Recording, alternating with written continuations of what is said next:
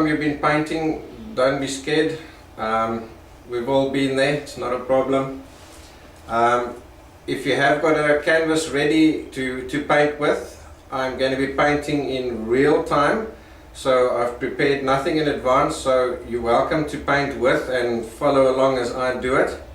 If you do find you getting behind, don't rush to keep up, then rather just sit back, relax and watch what I'm doing. Take it all in. It's more important that you look and understand what we're doing as opposed to rushing things and trying to keep up and not taking it all in.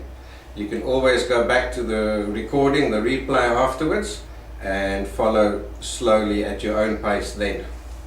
Okay, I think let's go over to, I've got a sample of what we're going to do today, so I think let's go over to that. Then I'll show you what we're going to do.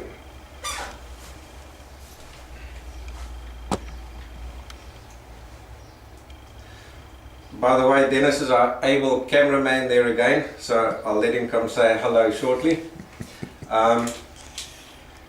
Before we can start painting, we did all this nice talk the last 2 weeks about composition and all that kind of stuff. It wasn't for nothing. We've got to plan our painting before we can start painting. If you haven't done that little perfect painting course that we've got, sign yourself up for that. It's absolutely free. It's essential knowledge. You have to plan ahead if you want to get yourself a good painting. So let's take a look. We're going to be doing something like this today. The whole idea is it's absolutely simple. We've kept it to only the basic shadings, so that being your first painting and an introduction to well painting, it's nice and easy to do. There's nothing really funny about the painting, yet I think you'll agree it's a nice and effective painting. It makes a pretty picture at the end of the day. Now, being a still life, we've kept it simple. So when you're doing something like this, the first thing you need to do is just find your positioning. You'll notice that I haven't put the flower perfectly upright. You could put it upright, but again it becomes a little boring to look at. So by tilting it just a little bit to the side, made it a lot more interesting to look at.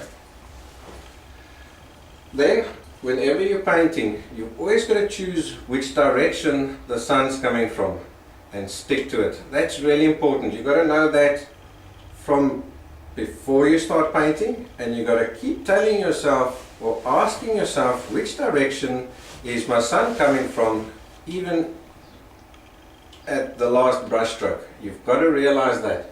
Because you'll often find when the guys, especially when they're working from photographs and they're combining more than one photograph together, they'll take one photo with the sun, say, coming from the left, and then another one with the sun's coming from the right, and try and combine it, and then your painting looks totally wrong. So if you're doing something like that, remember to flip the one around so that you get the correct lighting on all the objects throughout your painting. So for today we'll take this, we'll sort of stick to this one, lighting coming from the left hand side. Now let's take a look at some of the things we chatted last week. So we've got our bright lights and our dark shadows. So in this painting, you see this area here is closest to the light because our light's coming like this. Now remember, with our ball example from the first class, we've got the ball, the light comes from this side, there is where it hits it first, and then from there on it's gradually pointing away from the light. So the piece that's pointing towards the light must be the brightest. So this area over here must be the brightest. Guys, I can see myself, so if you can't see the video stream, then I suggest you just refresh your window, and obviously make sure nobody else in the family is busy watching YouTube or anything bandwidth intensive like that, because that will for sure drop your whole signal. So just look into that. Okay, so we've got our sun coming from this side over here, so it's hitting there first, and look at that nice little sunlight patch we've got over there, and everything from there is going gradually darker and darker and darker. Now when you're painting something like this, you're first going to just plan where you want your things. Then you've got to start drawing it out. Now when you're drawing, the best thing to do is to simplify. So don't look at that and think, oh my goodness, where do I start? Break it down into little bite-sized chunks. For example, I look at the major shapes in the scene. Here, the flower itself, I try and recognize if I can see a shape that I know, something that I can easily draw. So if I look at that, doesn't it sort of look like an egg? I'm sure I can draw an egg. So that's what we're going to do. We're going to draw an egg first. And then from there, you take a look at how does the egg shape that I know how to draw, how does my flower differ from the egg shape, and then we modify it from there. So I think that's what we're going to start doing now. I'll open my canvas so long while you guys are doing that.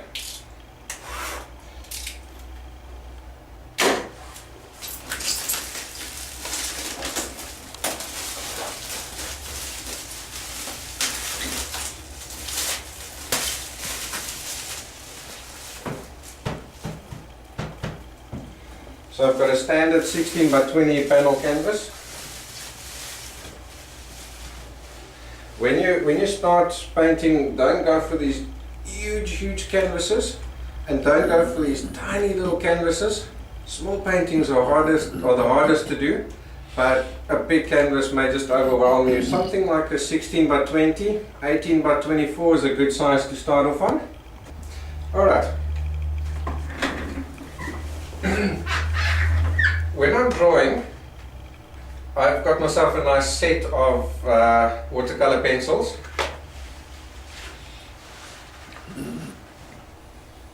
So what I do is I choose one that's going to give me a similar color to where I'm going to paint. Well, they keep falling back. How am I going to do this? Yeah, there we go. Okay.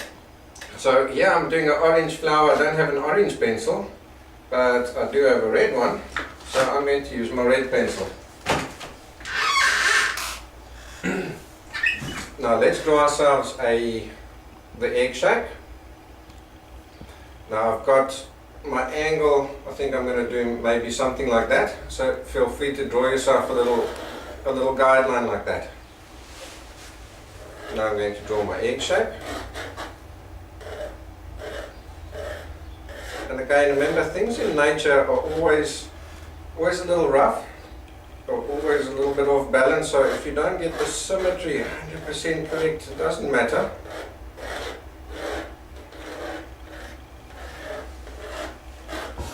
And for the sake of the video, I'll probably draw a little bit darker than what I should. When you're drawing, draw as light as what you can.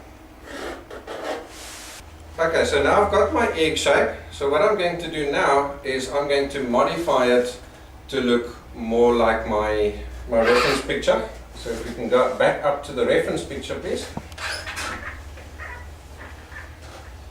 If you notice here, the sides of the tulip are a little bit flatter than an egg shape. An egg shape would sort of come around there like that. So I'm going to flatten out the sides, and the bottom here also seems to be a little bit flatter. So that's what I'm going to do. And then you'll notice here at the top, instead of going in one single rounding, I've got 3 bumps. So I'm going to change my egg shape to have 3 bumps. I think I'm reasonably okay with the flatness on the side there.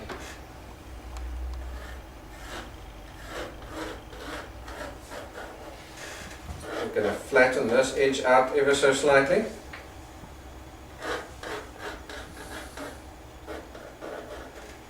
And I'm going to give myself my 3 bumps.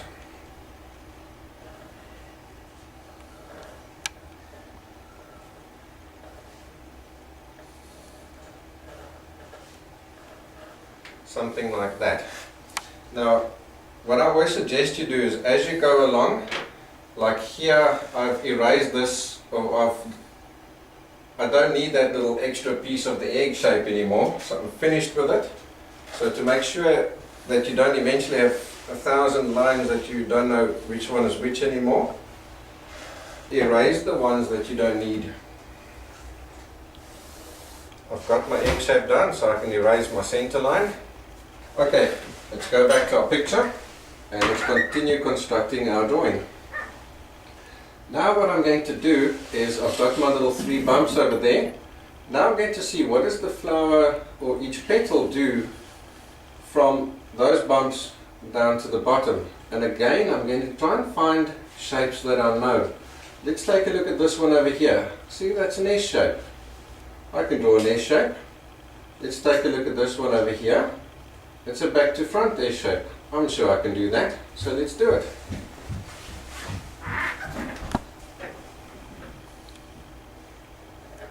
So let's start with our S shape.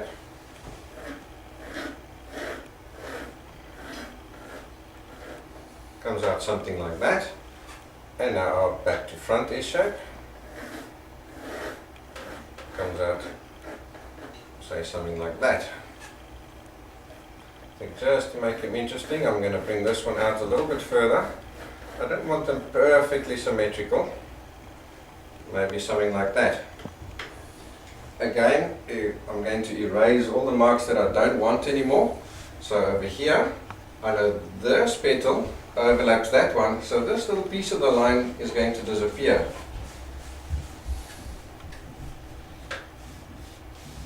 So let's go and take that out.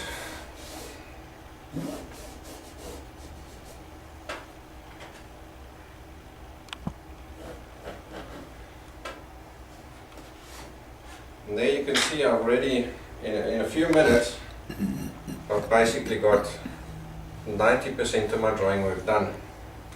Now let's go see what's next. I've got a little stem that comes out over here and I've got some leaves. So let's go back to our reference picture and see what we need to do. Let's see, where's my ruler? Where this stem comes out, we need to take a look exactly where does it come out of the flower, because I couldn't just draw it anywhere, right? So I take a ruler and I run it up the stem, and I see that that stem comes in sort of roughly in the center of the flower. I think if you go and look in nature, it'll probably exactly in the center. So I need to get mine also in the center, and it also comes out parallel with the length of the flower. It doesn't come out at this angle or that angle. It comes out, you can almost say 90 degrees.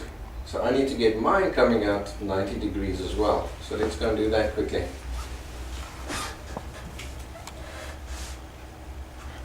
I'm going to use my ruler again, same as before. Now here's a cool little trick. I use the ruler's width to give me a guide on how wide I can make mine. Because now I can use the ruler and just draw 2 lines parallel to it, like that. Then I can stand back and see if it looks right. If it looks right, then I'm pretty happy. If it doesn't, then figure out why. Is it because it's skew, or is it because it's too thick? Is it too thin? If it looks right, then it's great. Now I'm going to see how do these lines from the stem tie up with the flower itself. Looking at the reference picture, I can see they come in, they join in with a little bit of a curve like that. So draw in the curve. Again, I'm going to erase now those little pieces that I don't need anymore, because I don't want them to show through in my final painting. Cool. Our leaves are pretty plain, so what I'm going to do is I'm just going to squiggle them in. There's maybe one there, like that.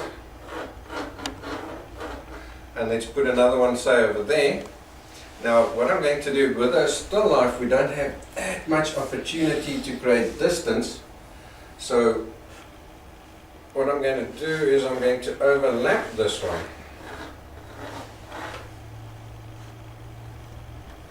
maybe something like that. And that's going to give me a great opportunity to get a little bit of distance, because now I've got two things that are overlapping each other. And that automatically tells me that the one is in front of the other. Okay, let's go and erase all the lines that aren't necessary.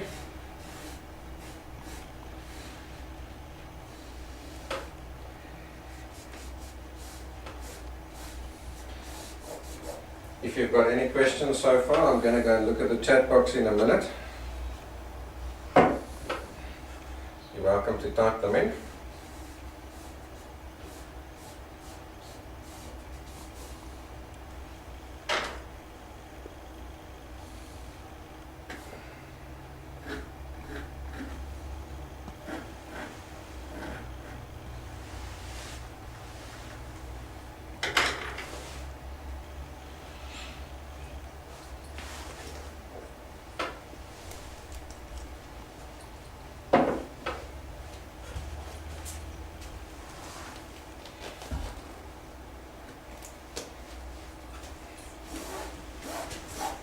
Okay, so now that we've got our basic drawing down, and I think you'll agree that wasn't too difficult, was it?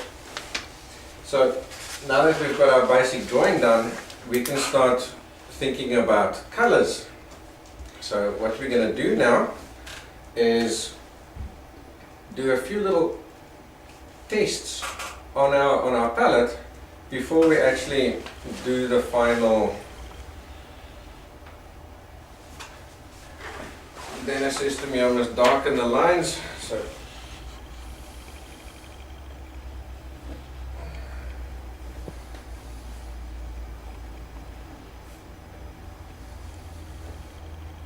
is that better? Okay.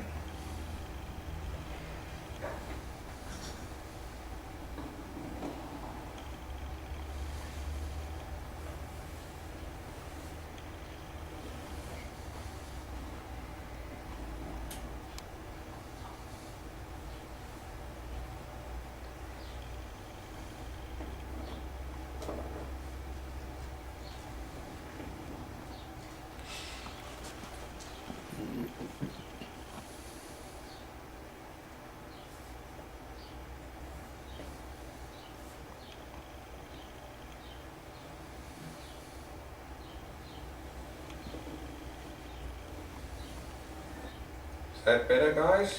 You see what I'm doing now?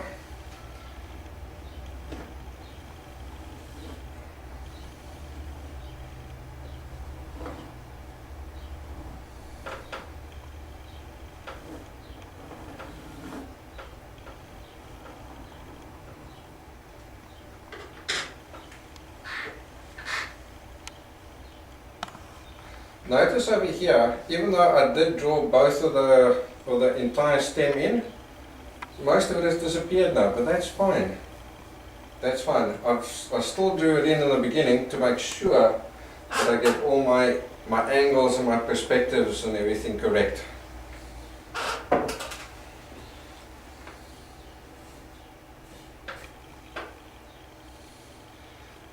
So our next step now is to get our color right. I always do a few little tests on my palette before I go ahead. And now this is where all our nice color mixing knowledge comes in. I want an orange flower, so now I can put down some orange.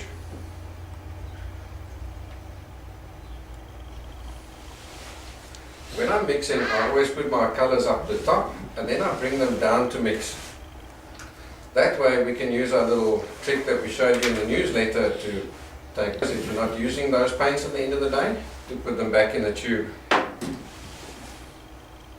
probably need some yellow, because to highlight a color, let's get our color wheel again. We're busy with an orange now. To highlight a color, we've got to add the next color up towards yellow, and if necessary white. So I'm going to have to throw some white down there. Okay, then we may need to darken it, so I'm going to put a little bit of red down.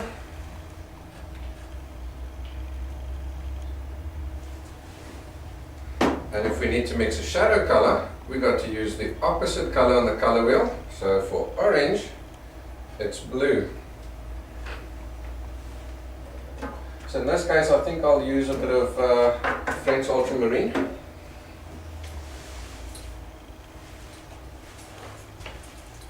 Put a touch of that down.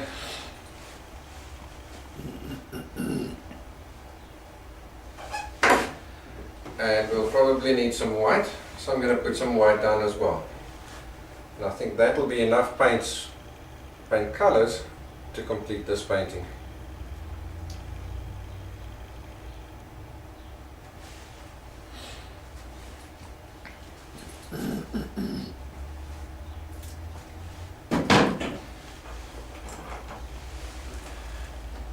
Okay, now to test if my colors are going to work well. Before I go ahead and I mix piles and piles of paint, I like to do a quick little test.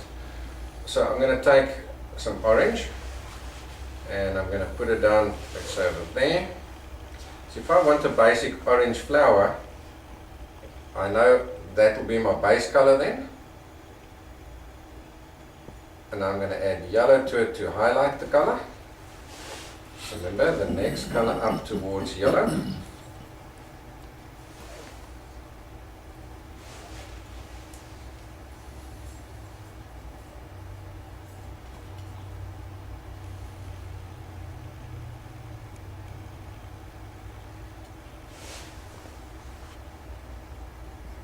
What I'm looking for is a good contrast between your base color and the highlight. If they're too close, then it's not going to help you much.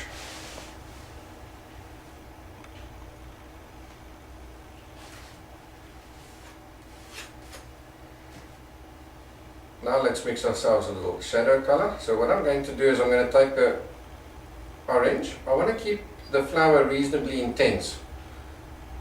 So I'm first going to just see if I can't get away with darkening the color. To darken an orange, remember orange is actually a mix, it's a secondary color, it's a mix between red and yellow. So I'm first going to only add a little bit of red to it and see what happens. I think that'll give us a nice little dark color.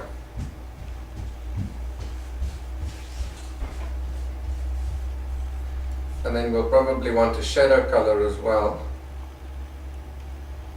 for areas that are pointing away from the sun. So let's darken him with our red as before, and I'm going to add a little bit of the opposite color into the mix, which is blue.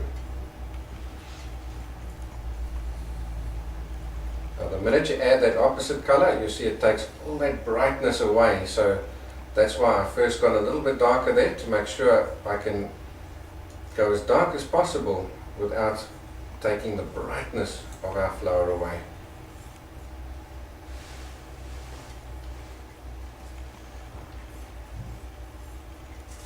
I think we've got ourselves a nice little range of colors there, all the way from reasonably bright, middles and darks. So let's do a quick little test.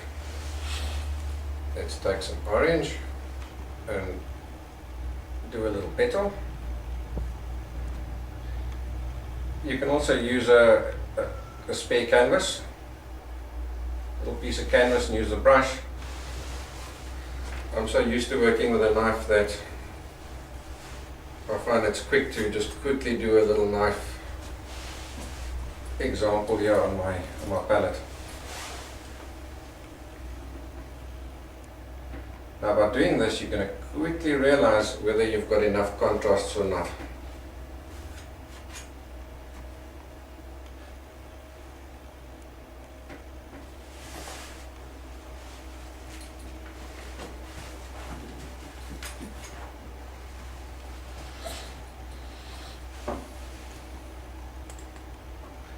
Just roughly putting down the colors where I think they'll end up.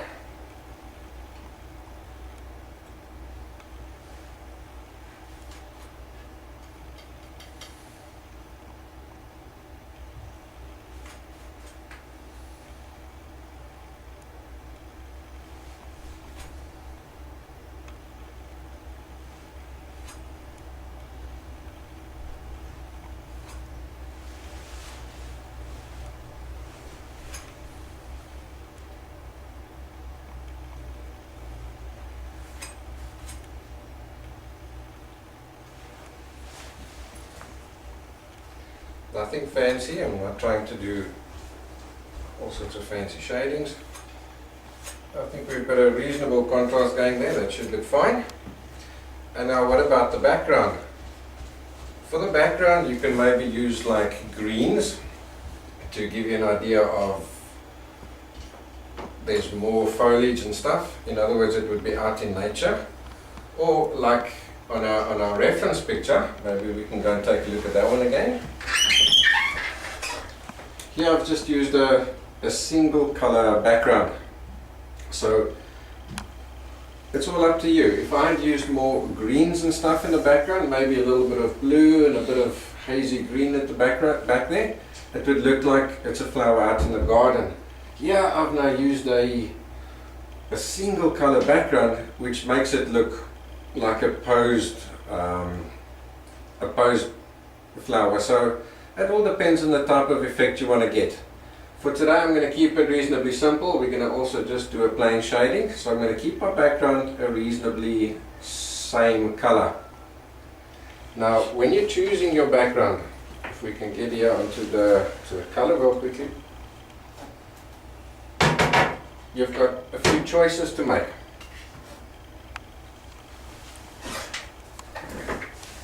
I'm busy with an orange flower, so if I make my background colors that are next to it on the color wheel, that's going to give me what we call a harmonious feel. In other words, a nice soothing look to it, because all the colors are going to work together. If I use colors that are heading towards opposites on the color wheel, you'll find that what happens is when you put opposites next to each other, when you paint them next to each other, they make each other look brighter. So in other words, if I paint an orange and a blue next to each other, the orange would look oranger and the blue would look oranger. It's quite bizarre, but it does that. It's just something to do with the way our eye works. So if you want a more dramatic type of effect, or if you're trying to get let's say a real modern type of effect in your painting, then you would go for opposites or almost opposites, and that's going to give you that zoom in those colors that you want. For today I want a nice calm effect, so I'm going to stick to harmonious colors, in other words colors next to each other on the color wheel. So let's go back to our little test colors again. I'm going to take, say, a little bit of white, and let's add a little bit of orange to it, just a tiny amount.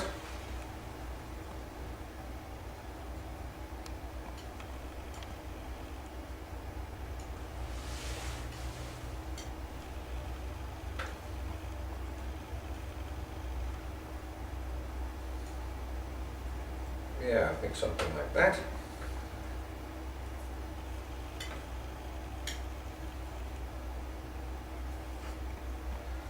So now I'm going to pick some up and I'm going to put down next to my little test petal and see if it works. So now you'll quickly see if they work together or not. So I'll just roughly surround it.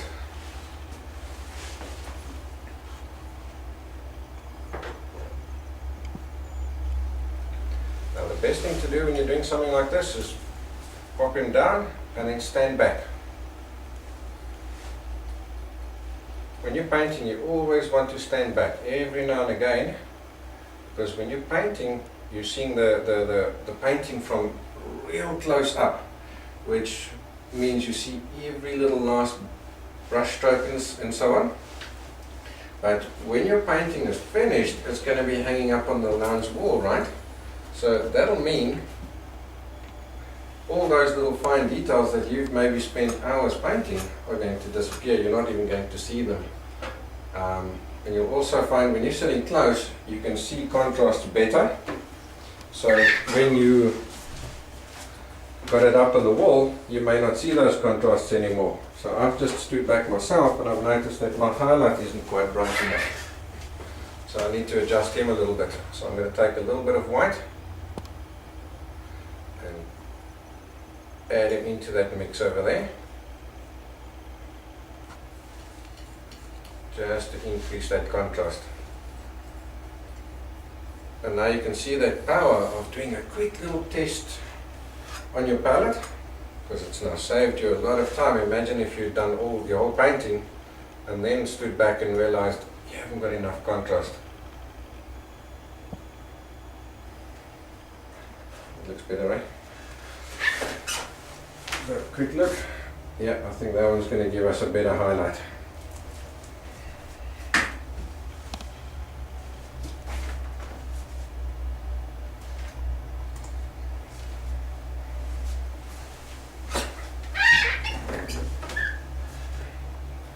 Okay, now that we're happy, now we can mix enough of the correct amounts. So obviously we're going to start with the background first, and then we're going to do the flower.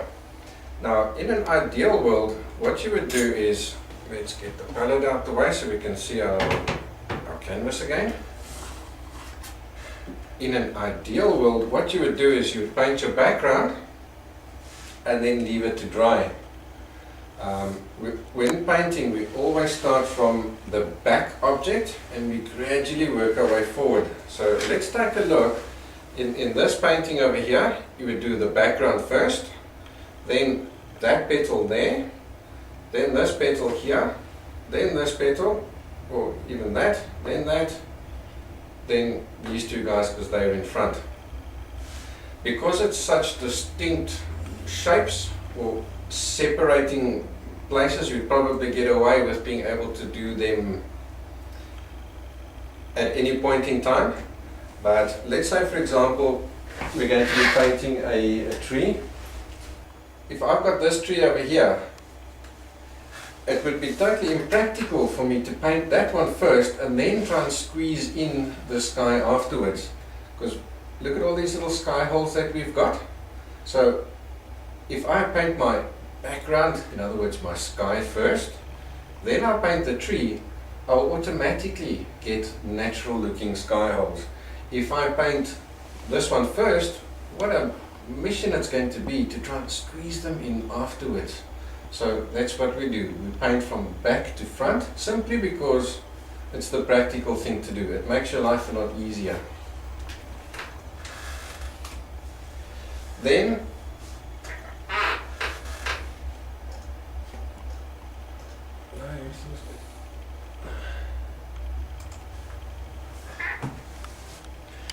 what we also tend to do is we paint from the lightest color through to the darkest color.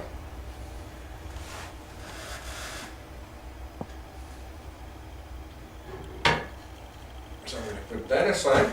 To make my life easier, I don't want to go too much over these lines over here. So to make my life easier, what I'm going to do is I'm going to use some masking tape and I'm going to mask off my flower. That way I can quickly paint my background without worrying about coming directly up to the lines. It takes you 5 minutes to quickly put the masking tape on, but it saves you a good half an hour's worth of edging work. So let me show you how to do that, because your masking tape is straight and I've got to put it on a curved line.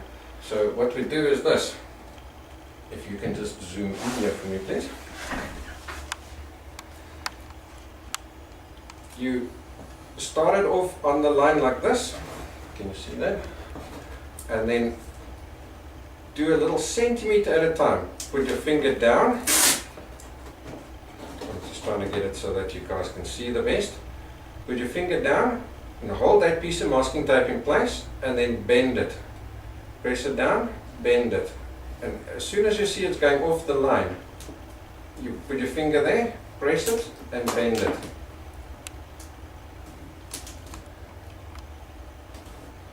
Let me just quickly stop for a second. You'll see I'm getting a perfectly straight line on the outside edge. Here on the inside it's all crumpled up, but I don't care about the inside piece. Alright, so that's what I'm going to do now. I'm going to work as fast as I possibly can.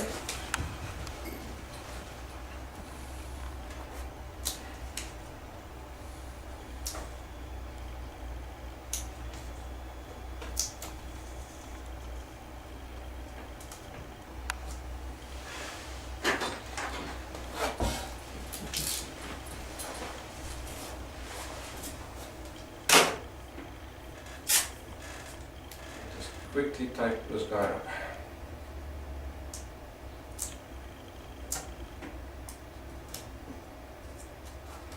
When you're doing yours, you'll obviously work a little bit more accurately.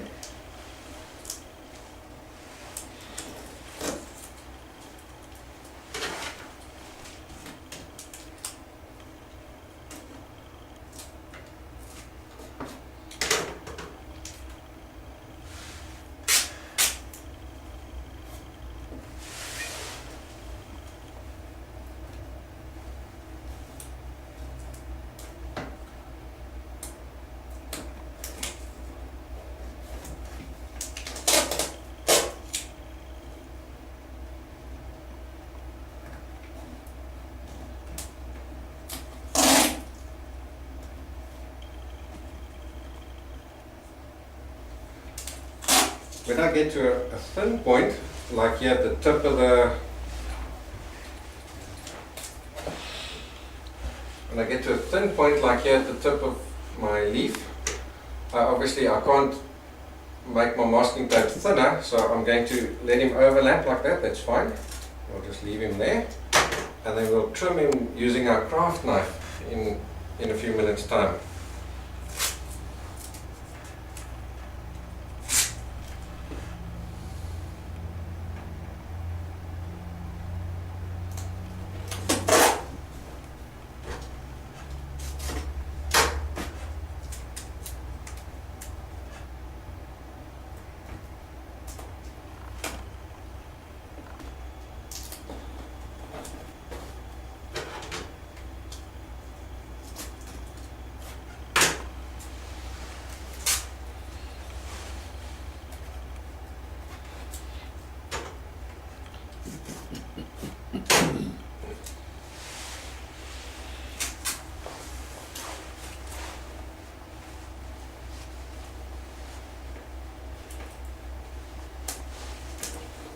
And you can see how quick it goes.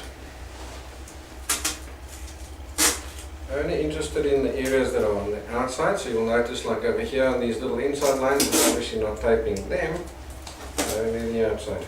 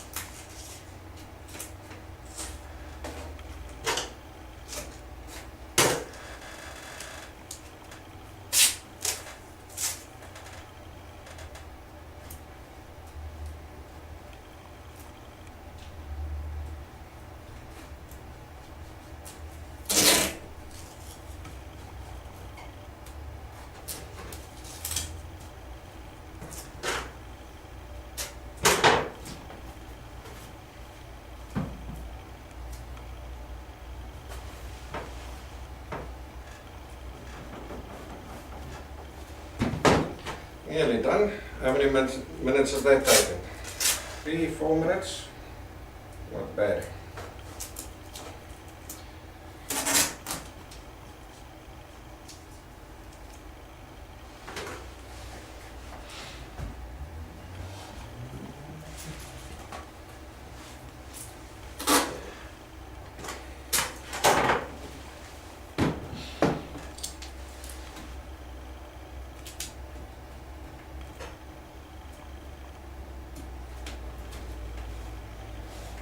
Okay, all that's left to do now is to trim these little edges over here.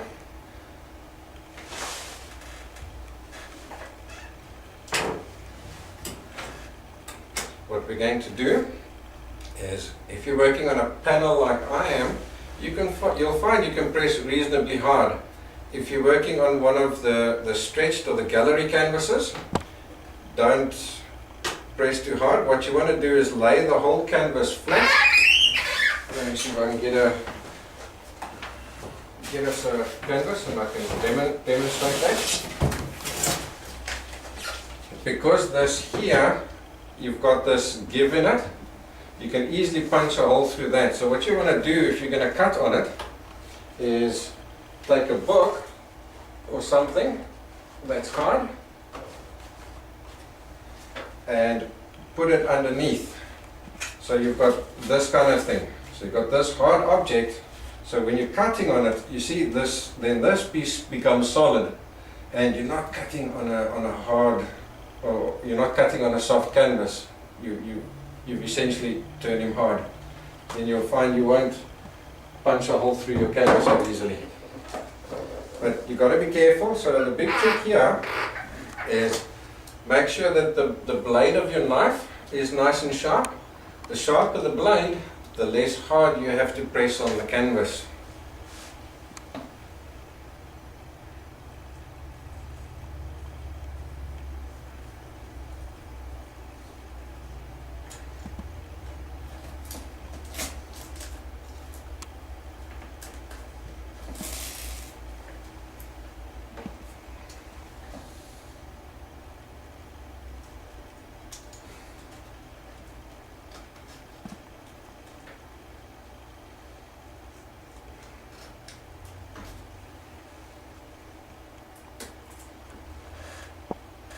Last one.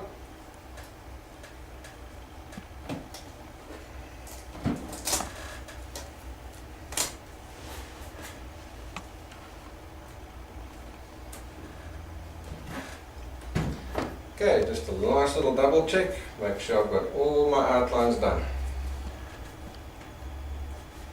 Then what I like to do is just run my finger along the edge.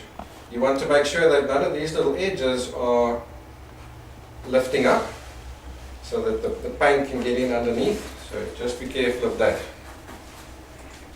Yeah, it's a little bit close. I'm going to put a tiny little piece over there, and then I think we're good to go. Okay guys, any questions so far? Sarah asks, the masking tape cannot be used for smaller or more complicated drawings. What to do then? Sarah, that's when you'd use your knife and do the little cutting pieces. So I've been able to mask up really complicated drawings like that. Another trick you can do is, if you find you're battling to see through the masking tape, you get another clear sheet of tape which the kids use to cover their school books with. They call it clear cover and clear coat, stuff like that. It's almost like it looks like a big see-through sticker. It comes on a roll, so you can stick that whole thing down, and then you use your knife to cut out around the contours. We cut out all sorts of things like fish and fairies, you name it. We do all those fancy little shapes by using the same technique.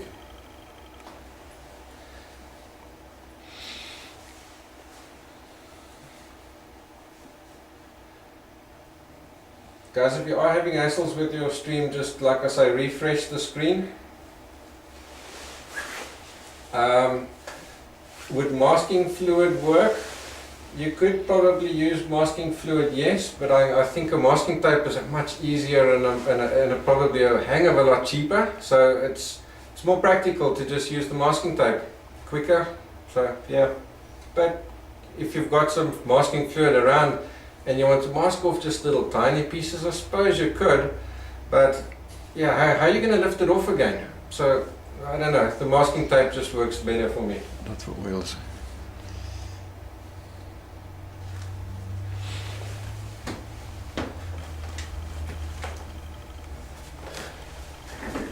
Okay, let's paint the background, guys.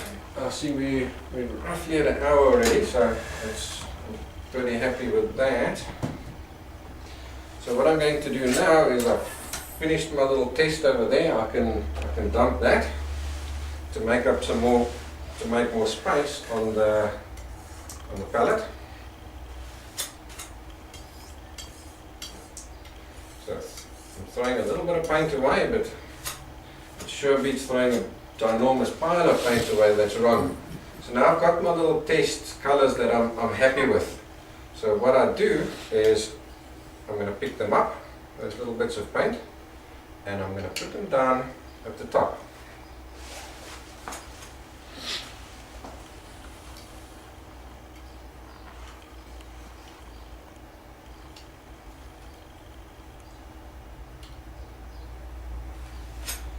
They're now going to become my test patches.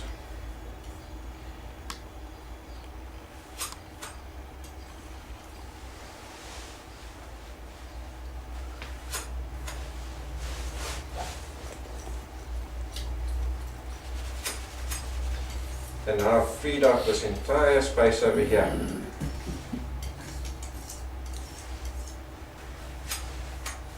I'm going to show you the quickest way of cleaning your palette.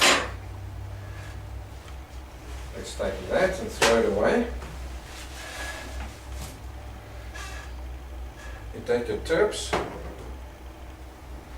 If you're now wondering what this fancy little gadget is here when I've told you to go and buy a tuna tin, this just allows me to hold my brushes. So I've got my terps in there, and it's got a little sieve at the bottom, which helps when I'm washing the brush. It's just got that little rough surface, and then when I'm painting and my brushes have got paint on them, I can do this.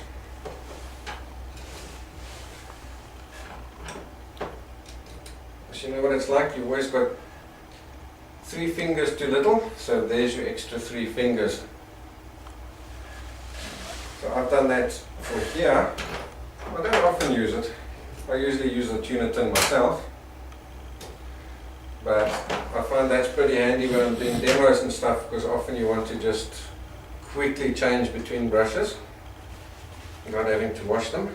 So I tend to use a lot of brushes when I'm doing a demo. It saves me cleaning time. Alright, so to clean your palette, you're going to dip some of your kitchen roll in the terps. Now it must be reasonably damp, but it mustn't be running off there. Then what you're going to do is you're going to rub it over the area that you want to clean. Now I'm not even pressing hard. If you haven't got enough terps on your piece of paper towel, then you'll find what happens is this here will smudge. And if it's smudging, that means you haven't got enough terps. So pick up a bit more terps.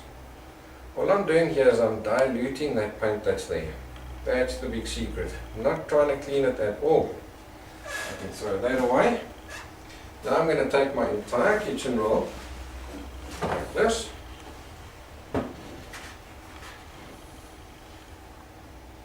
And voila, clean palette.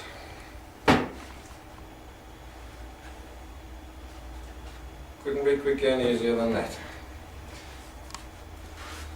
This bit of terpsy paint that's on there, that's fine. So what, we're using this to clean our brushes with anyway, so that doesn't matter. Okay, let's mix up enough paint for our background. I tend to mix rather too much, especially like here. I don't want to come back and be remixing paints.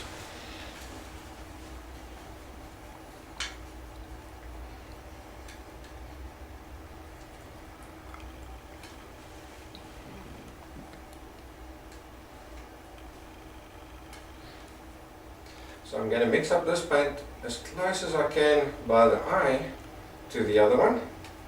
Then when I feel I've got him reasonably close, I'm going to pick up some of it and I'm going to place him right next to the other one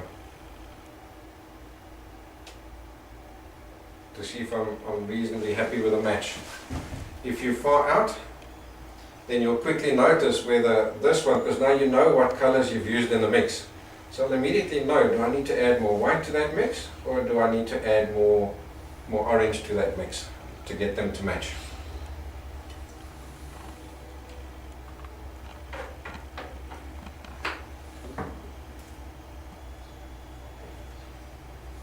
Now I can already see that's not going to be enough, so let me double up on that quickly.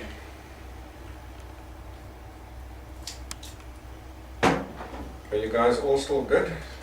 You want to quickly throw me with a few questions? I'll see we are sort of at the hour mark. Should we stop and have a few questions? I'll continue mixing this piece of paint, and then you just, if you've got a question, type it into the chat box and let me see if I can answer it for you. I think I'm happy with that. Alright, let's have a quick look to see if there's some questions for me. Okay, Lexington asks, is there a way to paint with acrylics and get the look of oils? Yes, most definitely. If you take a look at some of my paintings, some of them are oil, some of them are acrylics, you can't tell the difference. The techniques that you use is exactly the same. You'll find that acrylics, because it's naturally a little bit thinner, you sometimes have to use the texture acrylics to get that nice thicker look, but otherwise, yeah, I get the acrylics to look exactly the same. I can see Dennis wants to... The final varnish. Yes, if you give both paintings a final varnish, there's no way you can tell the difference. Absolutely no ways. What do I mean by texture? With your oils, you tend to have your paint that stands up off the canvas. So let's say, for example, you've used a knife, or you've used a thick dollop of paint and you put it down. Because your acrylics is thinner than the oil, its physical consistency, it does tend to sort of slump. Yes, I won't say it runs, but it sort of, I don't know, when it dries it flattens. It slumps. So Dennis is saying slumps. Maybe that's the best word to use. Where with the oils it doesn't. If you've put it down and it's a centimeter high, it will remain a centimeter high. So with the acrylics, you can use the impasto, I think they call it the impasto. So when you put that, using the impasto acrylics, it's a thicker consistency. So when you put that down to a centimeter high, it will also remain a centimeter high. What I'm going to do with this paint here, you'll find the consistency is reasonably thick. See there? Now I want to cover a large area, and I want to cover it quickly. So I'm going to take my medium and I'm going to thin it down. The consistency that you want is sort of soft margarine consistency. You don't want it thin down as much as an ink. That'll be just simply too much. So I'm going to add a few drops and I'm going to gradually work it in. Rather add too little, you can always add more. Sometimes if you're not quite sure whether you've got the correct consistency yet, paint a little piece. And if you see it's sort of still pasting on, then you know it's still too thick. If you find it's going on and you're getting all these streaks and stripes and getting almost like a transparent see-through kind of effect where you can see the canvas shining through underneath, then you know, oops, you've gone too far. So you'd have to add some more paint to the mix. You can already start to see it's becoming nice and creamy already.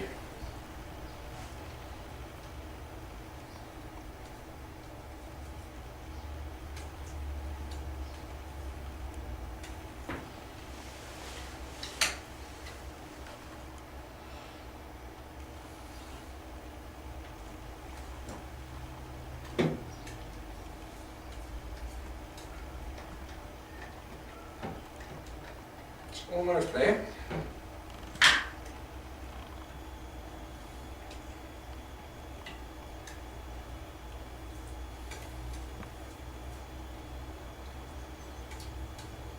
So it's becoming quite sloppy. I think I'm reasonably happy with that consistency for now. But if I pick it up, you see it's not falling off the knife, it's not running. It's not as thin as that, it's just a soft margarine consistency.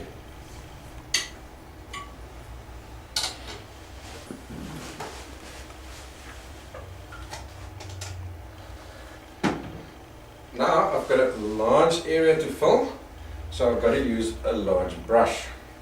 If you're going to try and paint that closed using this brush over here, it's going to not only take you hours and hours and hours, but it's going to give you stripes. There's nothing you can do, it's going to give you stripes because you're only blending that much of an area at a time. So for me to fill that up, I've got to use a nice big hardware brush or a pastry brush. Let me just do a quick little test on my consistency. Yeah, I think it's fine. Okay. Because our canvas is not smooth like a sheet of paper or a piece of glass, it's got some texture or some tooth to it. You want to make sure that when you are painting, you're getting into the weave of the canvas. So there's two ways of doing that. You can either use little crisscrosses like this, or you can scrub it. Whichever works for you. Maybe it's because I'm a man, I don't know, I like to scrub it.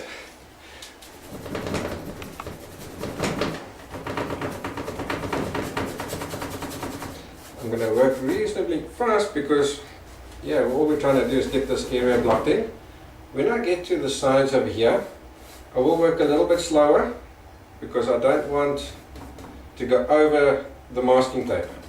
Otherwise, the whole exercise of us masking it would have been for nothing.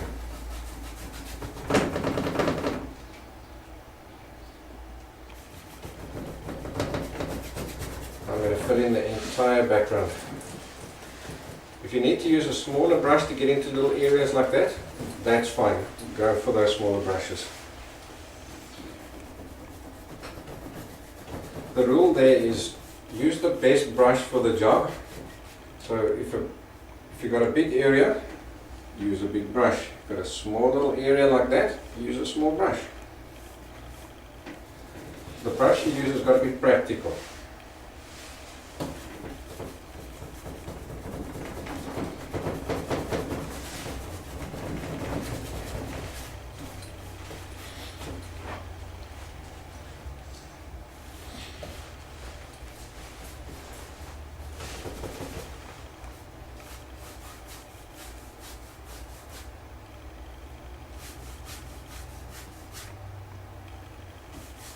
What I'm concerned with at this point in time is just to get the canvas covered.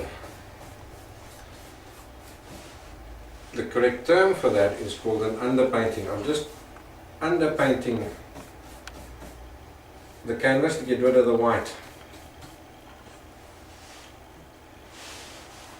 I know a lot of guys ask whether you tone the canvas first. No, I never tone my canvas. Never ever. I've done it once or twice and I was never happy with the result. So I don't tone my canvases. I start off with a white canvas and I continue straight off with the correct color. My logic for not toning my canvas is that no matter what you do, your paints, unless you're painting really thick, your paints are still, the little bit of the canvas is still shining through because the physical layer of paint is so thin that the light is sort of going through the paint, hitting the canvas and bouncing back. So now with a white background, it's hitting white, the light is hitting the white background and bouncing pure light back at my eye. So that to me gives me a bit of a feeling of a translucent effect.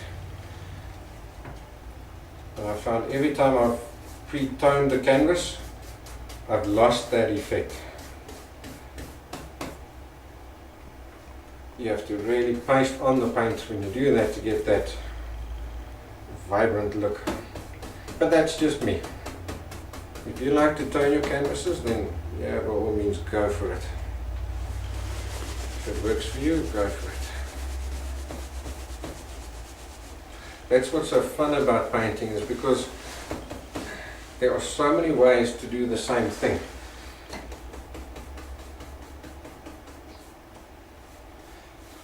Okay, so what I've done now is I've just covered the canvas. Now, I don't think I'm going to be able to show this to you on the video, so what I want you to do is when you've done this yourself, stand and at different angles until the light is reflecting off your paint. Then you'll see that you have sort of brighter patches and darker patches depending on which direction your brush strokes were running in. Now that's really important when you're painting. For example, I want my background to go past, to look as though it's behind my flower. Now if all my brush strokes are running around my flower like that,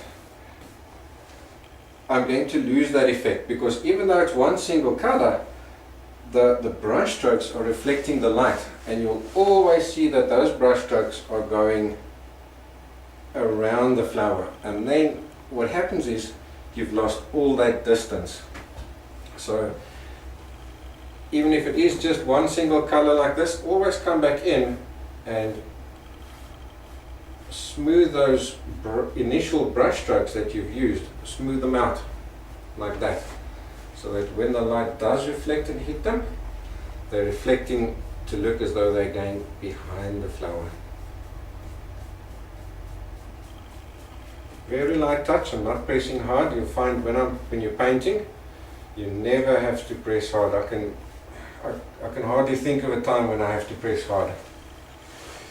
I often hold the brush so soft that it falls out my hand. Now, what I'm going to do, just to make my background a little bit more interesting, there's a bunch of different things we can do to add a little bit of texture to it.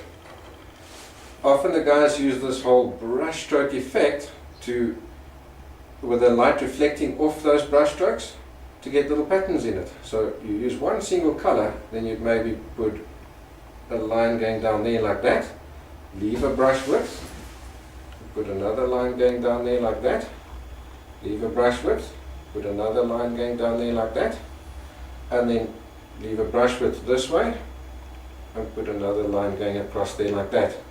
So if you're looking straight on, you cannot see it.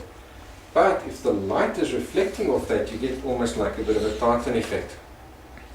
Another thing you can do is, and that's what I'm going to do here today, is I like to add a little bit of extra texture into the background.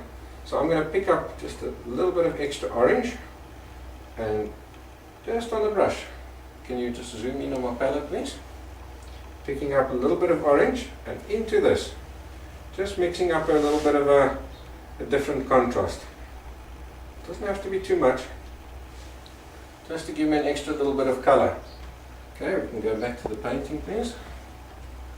Now I know my sun is coming from this side. Now remember last week we chatted about our spotlight effect. So there is my spotlight, it's shining there, and from here it's getting darker and darker, right? So if here I've got my spotlight shining on, that spotlight would not just be pinpointed on the flower, the light will go slightly past and hit the background as well. So we can have a similar effect happening to our background, where this area here of the background will be lighter and that area there will be slightly darker. And that's what I'm going to do now. I'm going to get myself a spotlight effect in the background. And I'm going to do that by starting on the corner and gradually working my way in.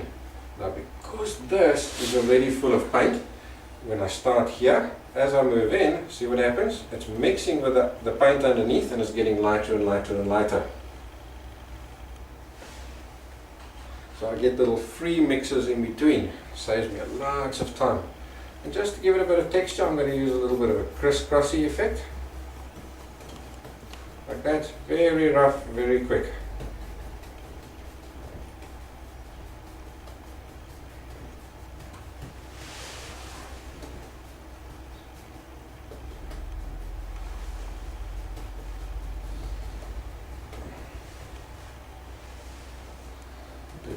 and that corner over there. Work him in there as well.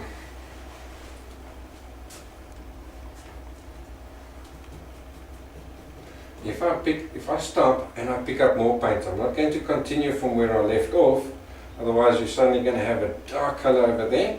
Start at the corner and work your way back again, so that you get the same mix as what you had before. Yeah, that should be good. You see how much more interesting it looks now, just by adding that tiny amount of texture.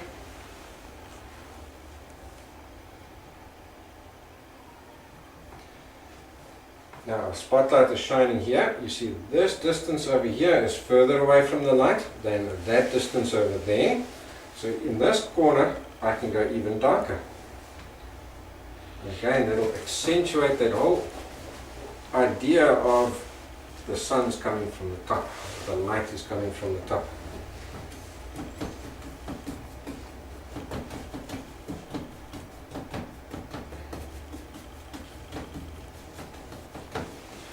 See how I'm making the background go past my leaf? You want that continuity where the background is going behind or past things. Now the easiest way of getting yourself to do that is to imagine that that leaf isn't there. Paint like he's not there. So if you need to even tape up the entire leaf, including this little piece here in the center, do it. It's more important that you get that continuity past the back, otherwise I promise you'll lose that 3D effect that you're looking for. And like we chatted about last week, we're illusionists. So if you've lost that opportunity to create that illusion of depth, then yeah, what's the point of painting? You've defeated the object. There we go, guys. I think I'm happy with that. Just a nice little quick plain background, nothing too fancy, but I think it'll look pretty. So what we can do now is we can remove our tape.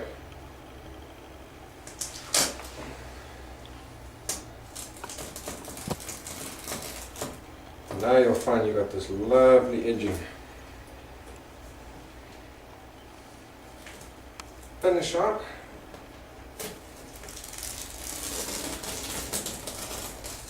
And we've saved an hour.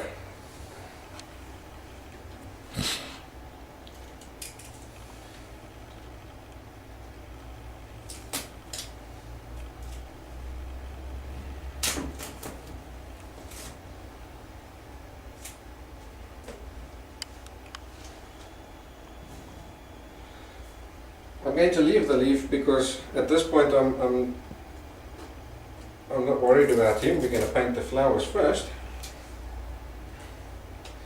In actual fact, what I'm going to do is I'm going to remove this, and then this little piece of leaf I'm going to tape him up as well. So again, when I'm painting my flower, I don't have to worry about the leaf.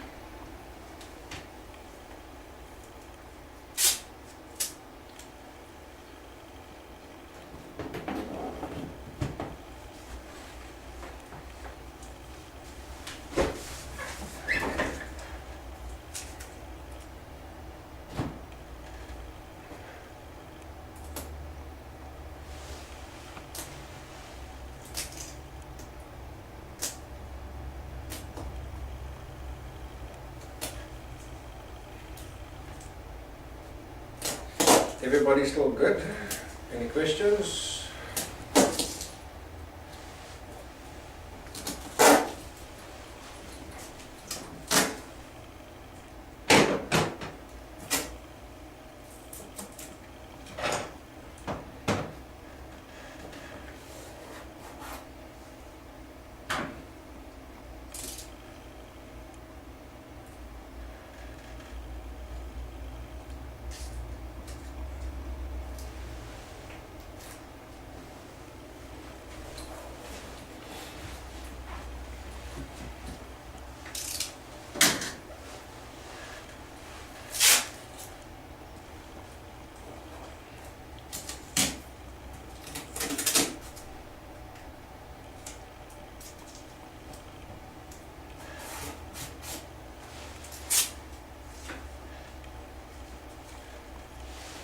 so now I've taped up the entire leaf.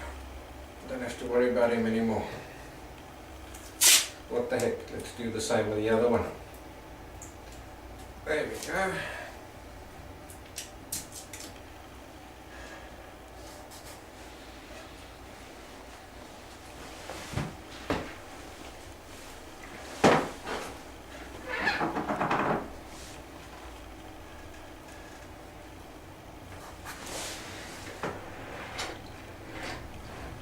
Now that I've finished with my background color, I don't need him anymore.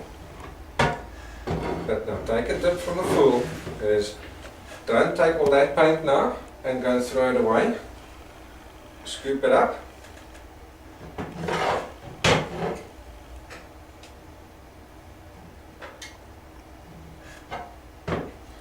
Scoop it up and save him at the top. Now we can go and clean this bottom piece again. So you can now see how I'm working methodically to keep my palette as clean as possible.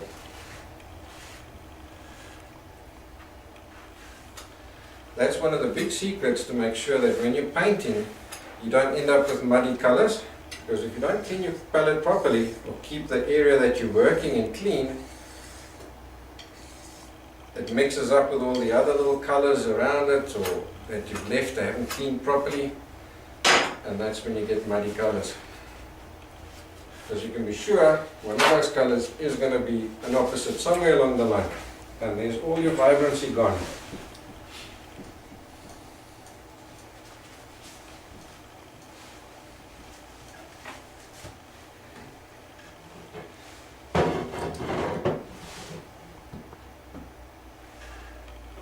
Great, so now we're going to work on this petal over here. Beesma says if this was a white tulip on say a light medium slate colored background, would you use the background color for the right white rose? What you would eventually do is you would take some of the background color and you would reflect it in the white rose. I hope that's answering your question. If you're new to painting, stay away from white flowers. It's quite a trick to paint with white.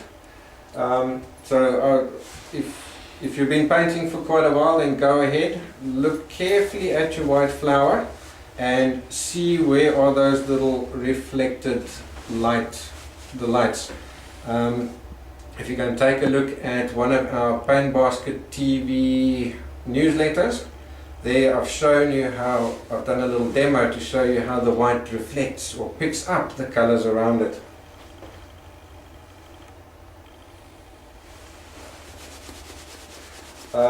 What am I adding to thin the paint down? I'm using our own little Paint Basket medium. You would use something like a liquid.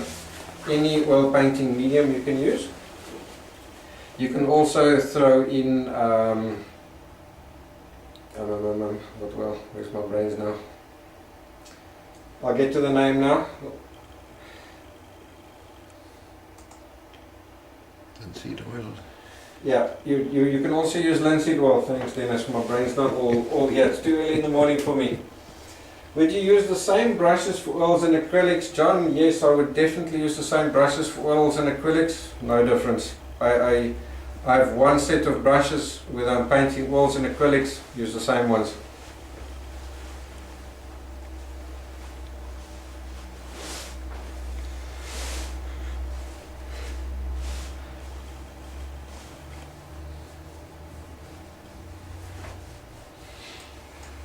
Trudy says, I'm so involved in your demo that I thought for a moment I smelled the paint.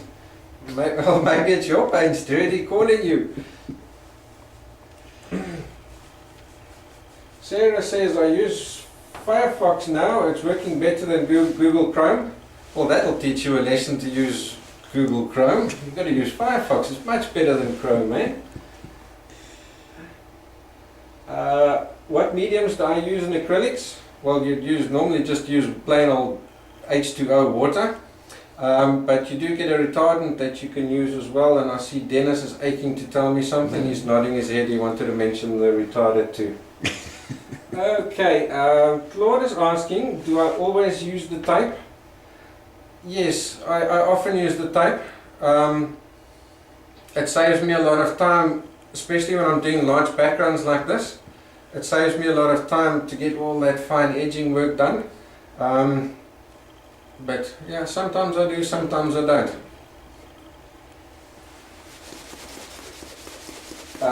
My palette is a plain old tile that I got at the tile shop.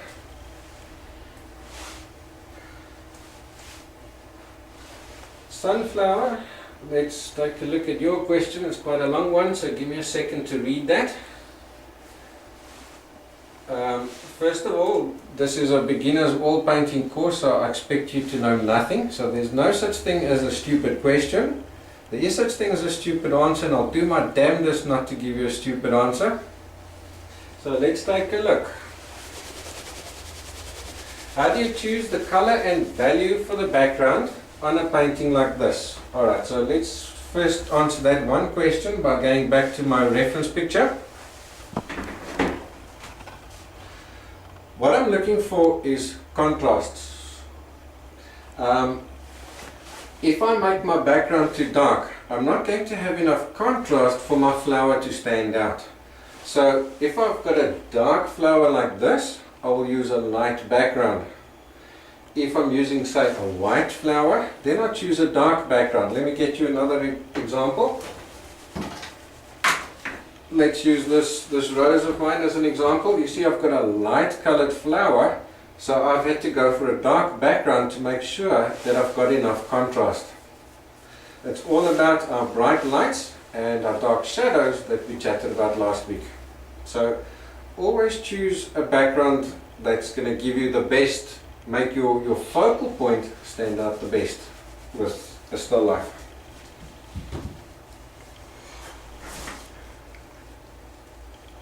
Let's see, one time, then Sunflower also says, one time I painted a pink rose and I made the background a green, but I didn't like it and I wasn't sure why, except that I think the rose and the background were too similar in value.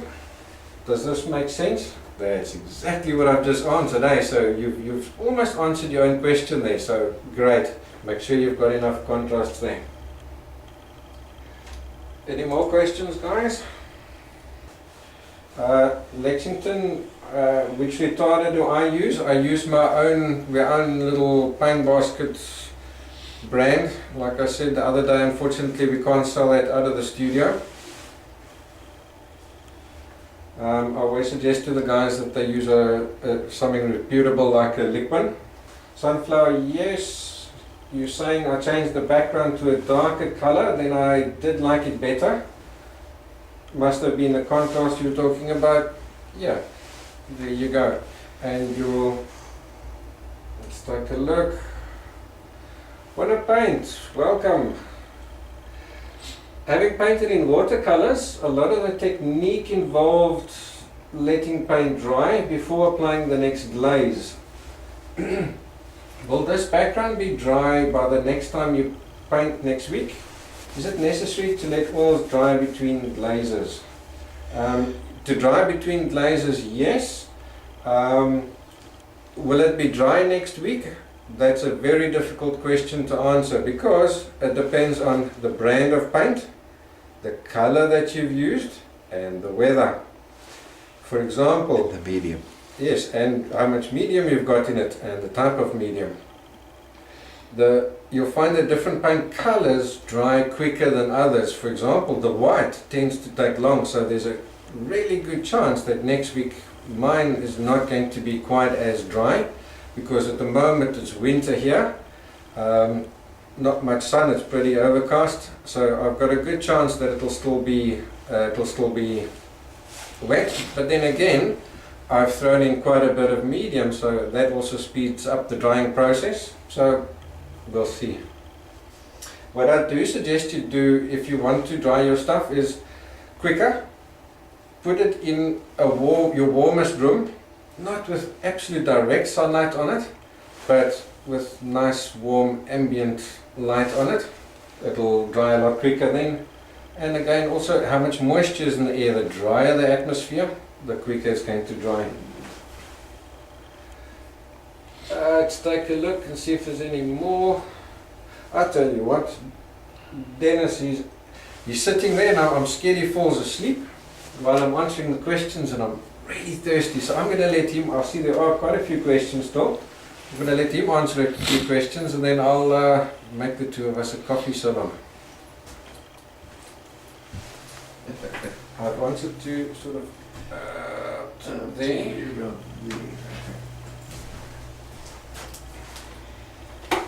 Good morning from our side. As you see, we all togged up. Yesterday we had one of the coldest winters in New Zealand, and if I heard correctly, it's about the coldest that we've had for about the last 80 years, and the biggest dump of snow for many, many years. We haven't got snow here with us, but we've got that very, very icy wind here with us. So let's see what we've got here. Watercolors. If you make a boo-boo, can you just mark it out of the rag? Yes, certainly you can. Especially if you haven't made it painted too thick, you can take a rag. One of the techniques that many of the artists use for when, especially when they start, they paint their whole background, their base color, and then they'll take a rag, take a handkerchief or a thing, do that, and then they'll wipe out and almost draw whatever they need. So that's also what is called a wipeout. That is the technical name for it. You can also do that. Let's see the next one. Why not paint the background in acrylics, the sweet line type? Yes, that is. I often use that technique as well too. There are many artists who paint first. They do maybe 50%, sometimes up to 80%. Ooh, thank you, that's nice on a day like this. They'll do about 80% of their painting, whether it's a still life or a landscape, it doesn't matter.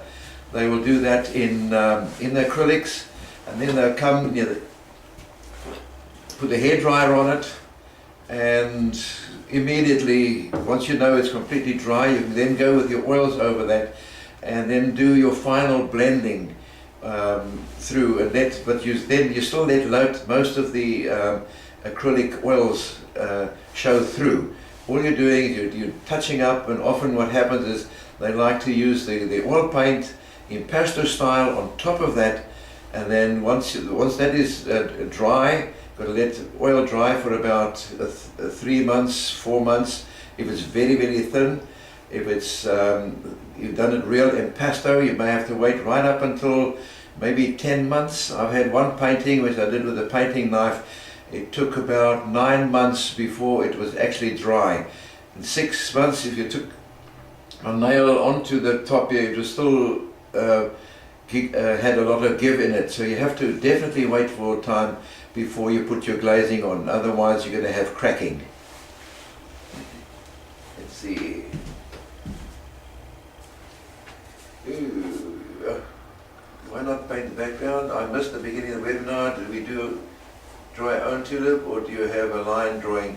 I don't know whether Nolan's got a line drawing yet, but there is I've given you guys in the handout. I've given you some reference drawings that you're allowed to use. The owners of the photographs has given us permission to use them. So I haven't given you a physical line drawing because I don't want you to copy and paste my painting. I want you to do your own tulip. Just keep it simple, keep it similar to mine, but not the same. What I will do is I'll take a photograph of my completed one already, of one of my completed tulips, and I'll post that on the forum. So if you want to use mine as a guide, that's fine, but I want you to do your tulip. Okay, that question has been answered. I see here with Anna had 30 centimeters of snow down here. I'm not quite sure whether you also in the south of Australia, which also had a big dump of snow, or you're in the South Island. or the south of the North Island, I'm not quite sure, but anyway, it's very cold. Why is it that you use masking tape? I did not hear the reason. Because of too much feedback. Okay, there are various ways you do it. Nolan likes to use the tape. I use it only seldom where I really need it. I've got a very steady hand, and I've got through experience I can do it very accurately. As I said, I use masking tape, but if you feel that you can't get that nice sharp line, then use it. I use masking tape when I'm doing seascapes to keep my horizon right, to keep it nice and straight, so that you don't get the wobbly or this angle or whatever. It's 90 degrees here in Kansas. Can you send some of that heat here at the moment? We can definitely do with it. I've got you beat. It's over here. You're over 100 in Texas. Okay, that's nice and very nice and warm. What is your opinion on tracing paper to copy your picture? I use that a lot. We'll be doing it. I use it a lot, because sometimes what I do is you can either blow up your picture, whatever you want to, trace that onto a tracing paper, use a pencil, soft pencil on the back, and trace it on, especially if I'm using watercolors. I'll do that, so that you've got that pencil, it works in. Or if I'm doing oils, what I do is I just use carbon paper underneath, and use a ballpoint pen, and then transfer all that. And I think you can use a grid method, or quite often for many years I never used the grid method. I've got very good eye and hand coordination. I can see what it is, and I can draw reasonably accurate the drawing, but it depends. Do whatever you need to do. In the end, nobody's going to have a look and see whether you've used a carbon paper or tracing or not. Okay, just anyway, it's down in Canterbury. Yeah, okay. That's where it was. It's in the Canterbury Plains. Yeah, my daughter's down in Christchurch, so they all got the same as what you got there now. Let's see. Thank no, this for teaching. I learned a lot. Can't wait till next week. NAC 50. Okay. Thank you very much for being with us. You see, I see you have to leave now, but anyway, be with us again next week. We're going to be here. So, any more questions? Okay, guys. Any last questions? Throw me with one or two more questions, please. While you're typing, what's going to happen next week is we're going to complete the flower itself, and we're going to complete the leaves. So it goes reasonably fast, so that should be great fun. Now, if you've been painting with, you're going to find that you're sitting with a palette full of paint. So Dennis, if you can just man the camera again for me quickly, please. At the moment, you're now going to be sitting with a palette full of paint. Now, you don't want to waste those paints, do you? So what you're going to do is you're going to take your entire palette like this, and you're going to take yourself some cling film, the one that you use in the kitchen to wrap up the food, and you're going to take your whole palette and you're going to cling wrap it.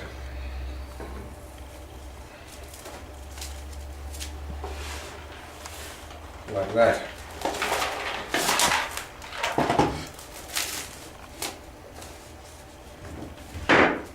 There, when it's covered,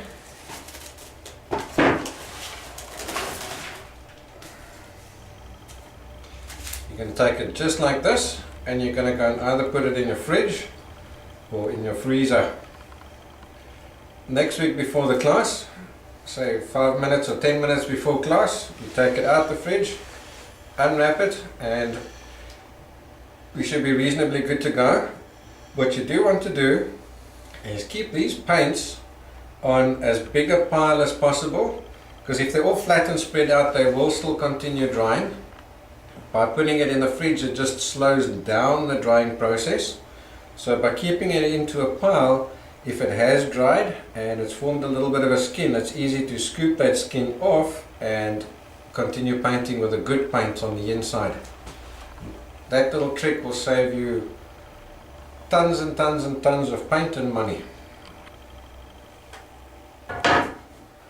So I think from my side and from Dennis's side, we say cheerio from Paint Basket TV. Thanks for being here. We'll see you guys next week.